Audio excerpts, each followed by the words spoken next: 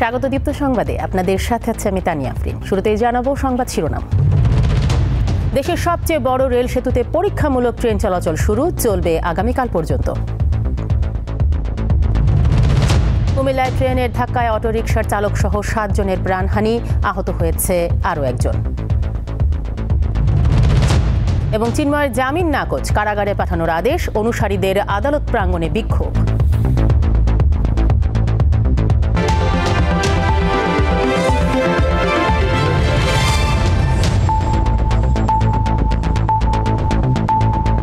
দেখছিলেন শিরোনাম, এবারে পুরো খবর। যমুনা নদীতে নির্মিত দেশের সবচেয়ে বড় রেল সেতুতে পরীক্ষামূলকভাবে ট্রেন চলাচল শুরু হয়েছে। আপ ও ডাউন লাইনে 2টি ট্রায়াল ট্রেনের মাধ্যমে শুরু হওয়া এ টেস্ট রান চলবে আগামীকাল পর্যন্ত। সকাল 9টা 50 মিনিটে একই সাথে আপ ও ডাউন লাইন থেকে টেস্ট রান শুরু হয়। বঙ্গবন্ধু রেল সেতুর প্রকল্প পরিচালক আবু ফাত্তাহ মোহাম্মদ মাসুদুর রহমান জানান, সড়ক সেতুর 400 মিটার উজানে নির্মিত রেল সেতুর দৈর্ঘ্য 4.8 কিলোমিটার। তিনি জানান, 16,780 কোটি টাকা ব্যয়ে নির্মিত রেল সেতুতে আগামী জানুয়ারি থেকেই বাণিজ্যিকভাবে রেল চলাচলের প্রস্তুতি রয়েছে। এ রেল সেতু দিয়ে ট্রেন চলবে 100 থেকে 120 কিলোমিটার গতিতে।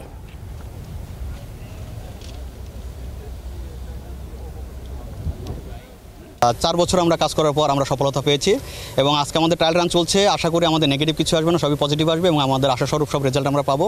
এই অনুভূতি আসলে বোঝানোর উপায় নেই।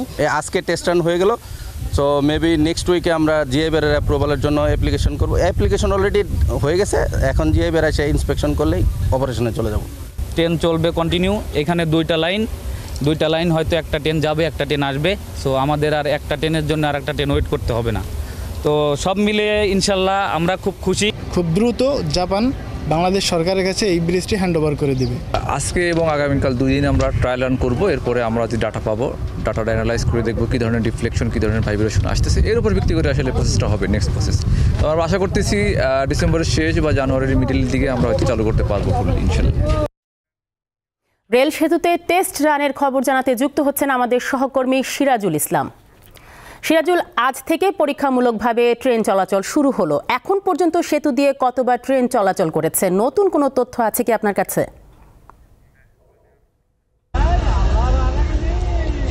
হ্যাঁ তানিয়া, আপনাকে ধন্যবাদ। তানিয়া, আপনাকে জানিয়ে রাখি যে বহুল প্রতীক্ষিত বঙ্গবন্ধু সেতু, শেখ মুজিব রেলওয়ে সেতুর কার্যক্রম কিন্তু ইতিমধ্যে শেষ হয়েছে। 8 কিলোমিটার যে রেলওয়ে সেতুর কার্যক্রম সেটা কিন্তু সম্পূর্ণ হয়েছে। সেই হিসাবে কিন্তু আজকে পরীক্ষামূলকভাবে সকালে যে ট্রেন, সেই ট্রেনগুলো কিন্তু এই সেতুর উপর দিয়ে চলাচল করতেছে এবং এখন পর্যন্ত কিন্তু এই সেতুটি কিন্তু ভালোভাবেই চলতেছে। এখন পর্যন্ত যে ট্রেনের যে সমস্যা বা কোনো ত্রুটি, এটা কিন্তু আসলে এখানকার যারা ইঞ্জিনিয়ার এবং যারা প্রকল্প সংশ্লিষ্টরা রয়েছে তারা কিন্তু এখনও খতিয়ে দেখতে পারেনি। আগামীকাল বুধবার পর্যন্ত কিন্তু এই যে সেতুর উপর দিয়ে ট্রেন চলাচল কিন্তু পরীক্ষামূলক ট্রেন চলাচল কিন্তু অব্যাহত থাকবে।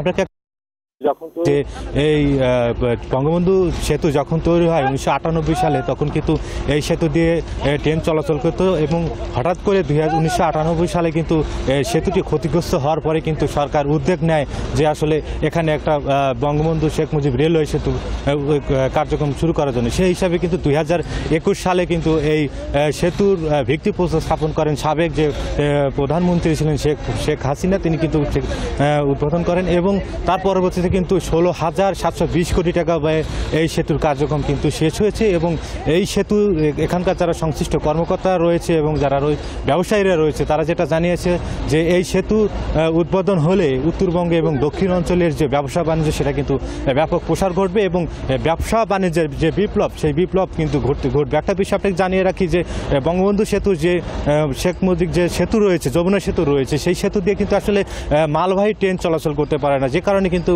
এই ব্যবসা বাণিজ্যের কিন্তু অনেকটা সমস্যা হয়। সেক্ষেত্রে কিন্তু এই বঙ্গবন্ধু সেতু, রেল সেতু চালু হলে হয়তো ব্যবসা বাণিজ্যের ব্যাপক কিন্তু উন্নতি ঘটবে। আর এখন পর্যন্ত কিন্তু বঙ্গবন্ধু সেতু, রেল সেতু এই ছিল আমার কাছে সর্বশেষ। তানিয়া, সিরাজগঞ্জ থেকে পরীক্ষামূলক ট্রেন চলাচলের খবর জানাচ্ছিলেন সিরাজুল ইসলাম। কুমিল্লার বুড়িচংয়ে ট্রেনের ধাক্কায় ব্যাটারি চালিত অটোরিকশার চালক সহ 7 জন নিহত হয়েছেন। এ ঘটনায় আহত হয়েছে আরও একজন। সকাল 10:30টার দিকে ঢাকা চট্টগ্রাম রেলপথের কালিকাপুর রেল ক্রসিংয়ের সামনে এই দুর্ঘটনা ঘটে। নিহতরা হলেন বুড়িচং উপজেলার বাকশিমুল গ্রামের আলী আহমদ, রফিক মিয়া, সাজু মিয়া, লুৎফা বেগম, শানু বেগম ও সফরজান বেগম এবং পাশের খোদাইধুলি গ্রামের হোসনে আরা বেগম। পুলিশ জানিয়েছে চট্টগ্রাম থেকে ছেড়ে আসা চট্টলা এক্সপ্রেস কালিকাপুর এলাকায় একটি অবৈধ ক্রসিংয়ে যাত্রীবাহী অটোরিকশাকে ধাক্কা দেয়। ঘটনাস্থলেই অটোরিকশায় থাকা 4 জন নিহত হন। হাসপাতালে নেওয়ার পর মারা যান আরও 3 জন।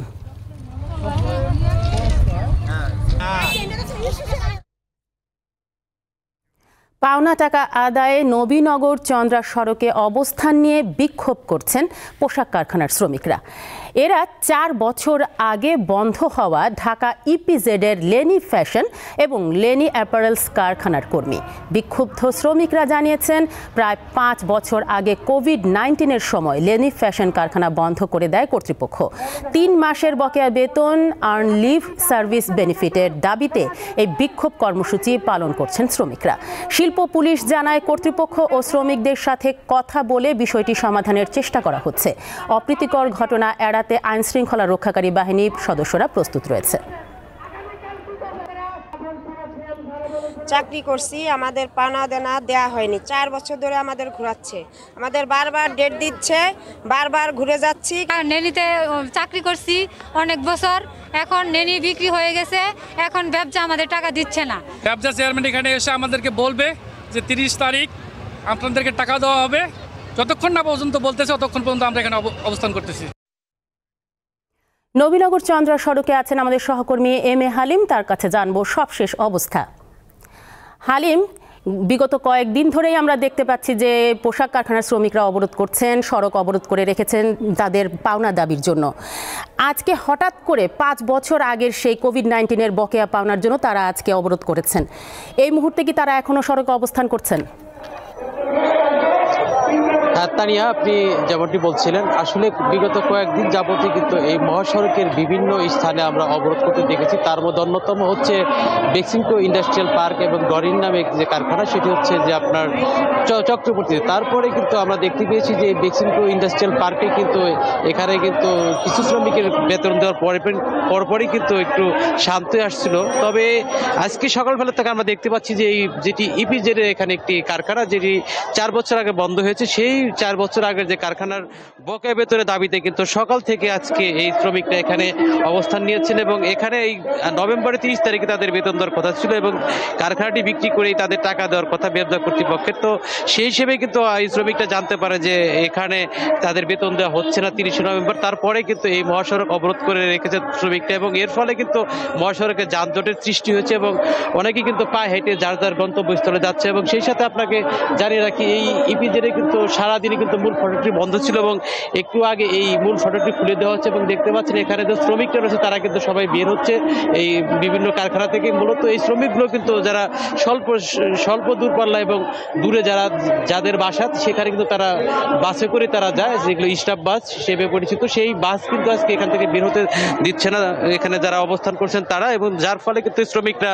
এই ইপিজেড থেকে বের হয়ে তারা পায়ে হেঁটে যাচ্ছে। এবং সেই সাথে দেখতে পাচ্ছেন এখানে কিন্তু যারা অবস্থান করছেন তারা কিন্তু এখন সেই মহাসড়কে রয়েছে এবং তারা আগামীকালকেও কিন্তু তারা বলছেন যেমন এই ইপিজেডের কাউকে ঢুকতে দেওয়া হবে না এবং কাউকে আসতে দেওয়া হবে না এবং যতক্ষণ পর্যন্ত তারা বেতন না পায় তারপরে তাদের আন্দোলন চালিয়ে যাবেন। এবং আমরা দেখতে পেয়েছি এই তাদের দাবি দেওয়া সম্পর্কে ব্যবসা কর্তৃপক্ষ, যিনি ডিপিজেডের এক্সিকিউটিভ ডিরেক্টর যিনি আহসান কবির নামে একজন ভদ্রলোক, তিনি আসছিলেন 3টার দিকে শ্রমিকদের, তিনি বলছিলেন যে আগামী 2 মাসের মধ্যে তাদের বেতন দেওয়া হবে ফ্যাক্টরিটি বিক্রি করে। কিন্তু শ্রমিকরা তাদের সেই কর্মকর্তার বক্তব্য তারা প্রত্যাখ্যান করে তারা কিন্তু তাদের আন্দোলন চলমান রেখেছে। সব মিলে যদি আপনাকে বলি আফরিন, এই নবীনগর চন্দ্রা মহাসড়ক কিন্তু একটি অভিশপ্ত মহাসড়ক হিসেবে এখানে আমরা দেখতে পাচ্ছি। বিগত কিছুদিন যাবতীয় কিন্তু এই মহাসড়কের বিভিন্ন স্থানে অবরোধের পরে কিন্তু দীর্ঘ যানজটের সৃষ্টি হচ্ছে এবং এই এলাকায় বা এই মহাসড়কে যারা চলাচল করে তারা কিন্তু একটি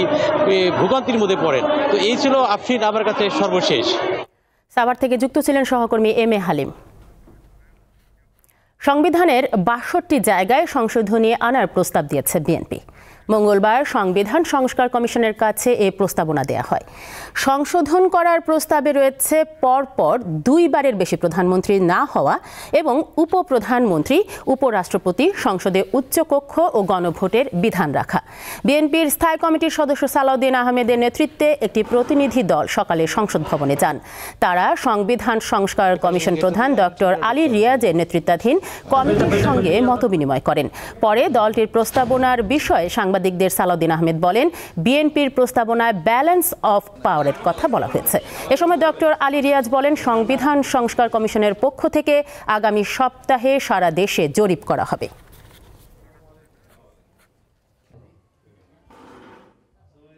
বিএনপির পক্ষ থেকে সংবিধান সংস্কার বিষয়ে প্রস্তাবনা পেশ করতে এসেছিলাম।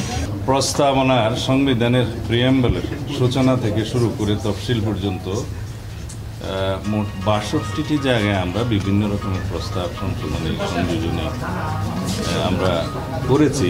বিএনপির পক্ষ থেকে তাদের প্রস্তাবগুলো আমাদের দেওয়া হয়েছে। এটা লিখিত প্রস্তাব, নিশ্চয়ই আপনারা অনুমান করতে পারছেন আমরা এখন পর্যন্ত সেটা পড়িনি, ফলে তাদের প্রস্তাবগুলির বিষয়ে তো মন্তব্য করা সম্ভব নয়। আমাদের দায়িত্ব হচ্ছে যে বিভিন্ন স্টেক হোল্ডারের কাছ থেকে যে সমস্ত প্রস্তাব আমরা পাচ্ছি সেগুলোর মধ্য থেকে যে প্রস্তাবগুলো সেগুলো নিয়ে আমরা আলাপ আলোচনা।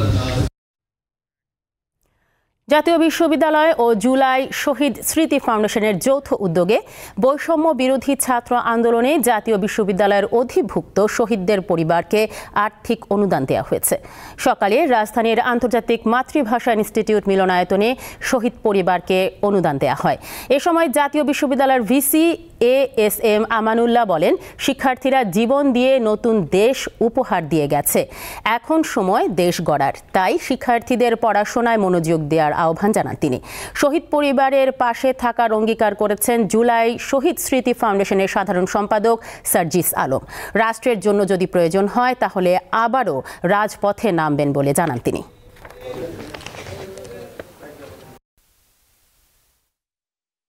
যদি আমরা সফল করতে চাই তাহলে আমাদের ছাত্রদেরকে ক্লাসে ফিরে যেতে হবে। শুধু ক্লাসের কাজে না, ক্লাসের কাজ পরবর্তীতে দেশ গঠনে, জাতি গঠনে কীভাবে গঠনমূলক কাজে নিয়োজিত হওয়া যায় সেদিকে যেন তাদেরকে আমরা বেশি উৎসাহিত করতে পারি।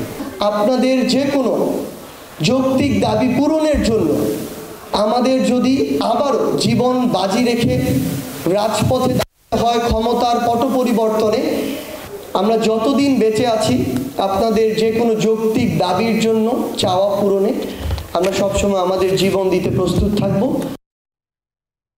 এবারে কেওয়াই স্টিল চট্টগ্রাম সংবাদ।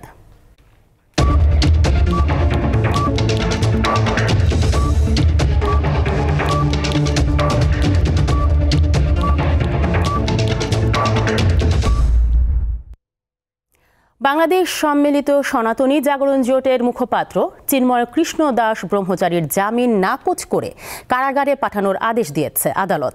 মঙ্গলবার তাকে চট্টগ্রামের ৬ষ্ঠ মহানগর হাকিম আদালতে হাজির করা হলে শুনানি শেষে বিচারক কাজী শরীফুল ইসলাম এই আদেশ দেন।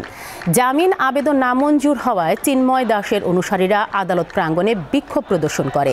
এর আগে সকালে চিন্ময় কৃষ্ণ দাস ব্রহ্মচারীকে চট্টগ্রাম মহানগর পুলিশের কাছে হস্তান্তর করে ঢাকা মহানগর গোয়েন্দা পুলিশ। এদিকে চিন্ময় কৃষ্ণ দাসের মুক্তির দাবি জানিয়েছে ভারতের পশ্চিমবঙ্গ রাজ্য বিজেপি। এমনকি তাকে মুক্তি না দিলে বাংলাদেশ সীমান্ত সনাতনীরা অবরোধ করবে বলেও হুমকি দিয়েছেন রাজ্যটির বিরোধী দলনেতা শুভেন্দু অধিকারী। একই সঙ্গে কলকাতার বাংলাদেশ ডেপুটি হাই কমিশনের সামনে বিক্ষোভেরও হুমকি দিয়েছেন তিনি।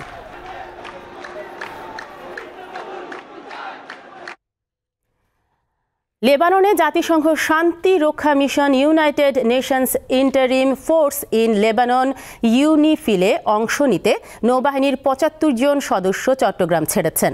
সকালে চট্টগ্রাম শাহ আমানত আন্তর্জাতিক বিমানবন্দর থেকে নৌবাহিনীর প্রতিনিধি দলটি বাংলাদেশ ছেড়ে যায়।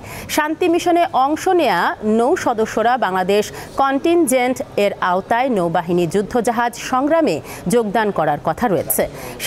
জাতিসংঘের শান্তি মিশনে থাকা থাকা ব্যানকন 14 এর নৌ সদস্যগণ আগামী 27 নভেম্বর বাংলাদেশে প্রত্যাবর্তন করবে।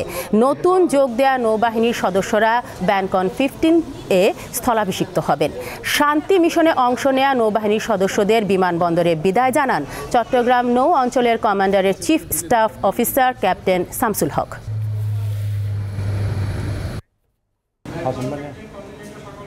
হবিগঞ্জে অবৈধ স্থাপনা উচ্ছেদ করে সড়ক ও জনপদ বিভাগের 83 শতক জায়গা উদ্ধার করেছে জেলা প্রশাসন। দুপুরে জেলা প্রশাসনের নির্বাহী ম্যাজিস্ট্রেট বাইজিদ সরদারের নেতৃত্বে এসব অবৈধ স্থাপনা উচ্ছেদ করা হয়। হবিগঞ্জ শহরের বাইপাস সড়কের পাশে খাল ভরাট করে সড়ক ও জনপদ বিভাগের 83% জায়গা দখল করে মাছ বাজার নির্মাণ করে একটি প্রভাবশালী মহল। পরে সেখানে অবৈধভাবে মার্কেট নির্মাণ করলে এলাকার জনসাধারণের মাঝে মিশ্র প্রতিক্রিয়ার সৃষ্টি হয়। পরে সড়ক ও জনপদ বিভাগ নোটিশ দিয়ে মার্কেট অপসারণের জন্য নির্দেশ দিলেও প্রভাবশালী মহল তা কর্ণপাত করেনি। যৌথ অভিযানে এসব অবৈধ স্থাপনা উচ্ছেদ করা হয়। জয়পুরহাটে কামাল হত্যা মামলায় 8 জনের যাবজ্জীবন কারাদণ্ড দিয়েছে আদালত। এছাড়াও প্রত্যেককে 50,000 টাকা করে জরিমানা, অনাদায়ে আরও 2 বছরের কারাদণ্ড দেওয়া হয়েছে। দুপুরে অতিরিক্ত দায়রা জজ প্রথম আদালতের বিচারক নুরুল ইসলাম এ রায় দেন। জয়পুরহাট সদর উপজেলার পূর্ব দেবীপুর গ্রামের আব্দুস সালামের ছেলে কামালের সাথে আধিপত্য বিস্তারকে কেন্দ্র করে বিরোধ চলে আসছিল সেজাউলের। এরই জেরে আসামিরা তাকে হত্যার পরিকল্পনা করে। 2015 সালের 3 অক্টোবর রাতে কামালকে বাড়ি থেকে ডেকে নিয়ে যায় তারা। এরপর একটি পরিত্যক্ত বাড়িতে কামালকে কুপিয়ে হত্যা করে আসামিরা।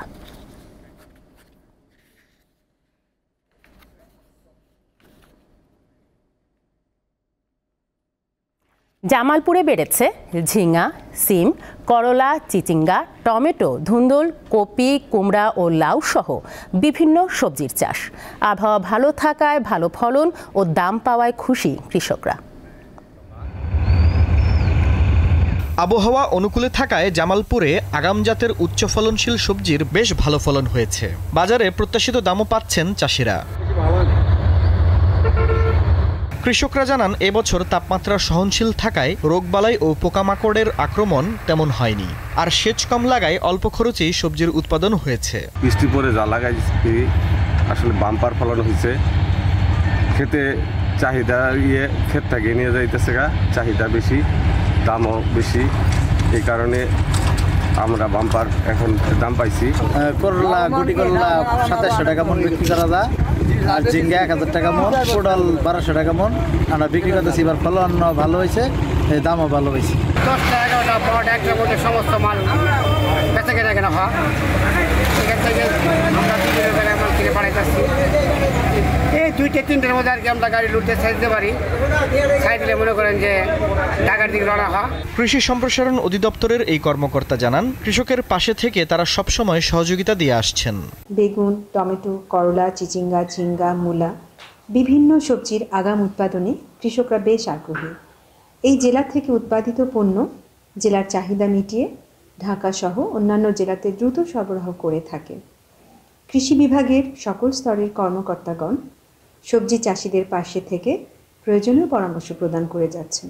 চলতি মৌসুমে জামালপুর জেলায় 17,250 হেক্টর জমিতে সবজি চাষের লক্ষ্যমাত্রা নির্ধারণ করা হয়েছে, আর উৎপাদনের লক্ষ্যমাত্রা ধরা হয়েছে 4,53,000 মেট্রিক টনের বেশি। দীপ্ত বার্তা কক্ষ।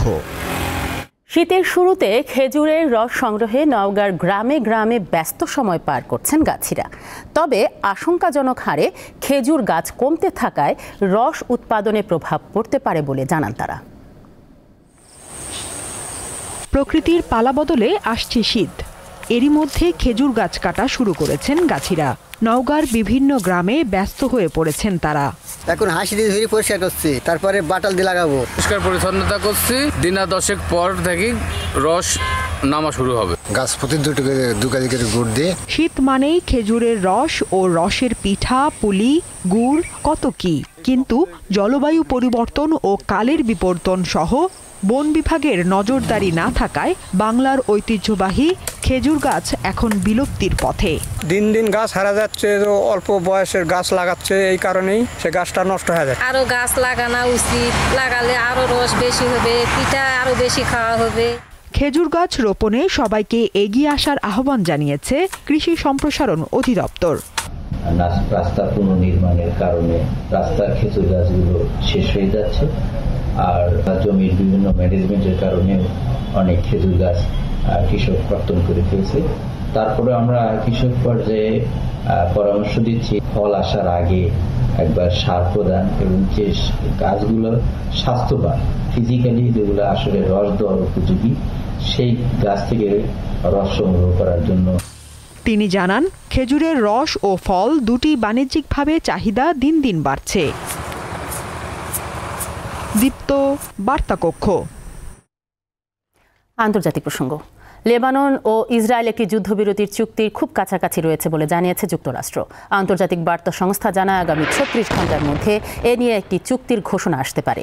প্রতিবেদনে বলা হয়, মার্কিন প্রেসিডেন্ট জো বাইডেন ও ফরাসি প্রেসিডেন্ট ইমানুয়েল ম্যাখো বিদ্যমান পরিকল্পনার অধীনে হিজবুল্লাহ এবং ইসরায়েলের মধ্যে যুদ্ধবিরতির ঘোষণা করবেন। শেষ করব দীপ্ত সংবাদ, তবে যাবার আগে সংবাদ শিরোনামগুলো জানাবো আরও একবার। দেশের সবচেয়ে বড় রেল সেতুতে পরীক্ষামূলক ট্রেন চলাচল শুরু, চলবে আগামীকাল পর্যন্ত। কুমিল্লায় ট্রেনের ধাক্কায় অটোরিকশার চালক সহ 7 জনের প্রাণহানি, আহত হয়েছে আরও একজন। এবং চিন্ময়ের জামিন নাকচ, কারাগারে পাঠানোর আদেশ, অনুসারীদের আদালত প্রাঙ্গণে বিক্ষোভ।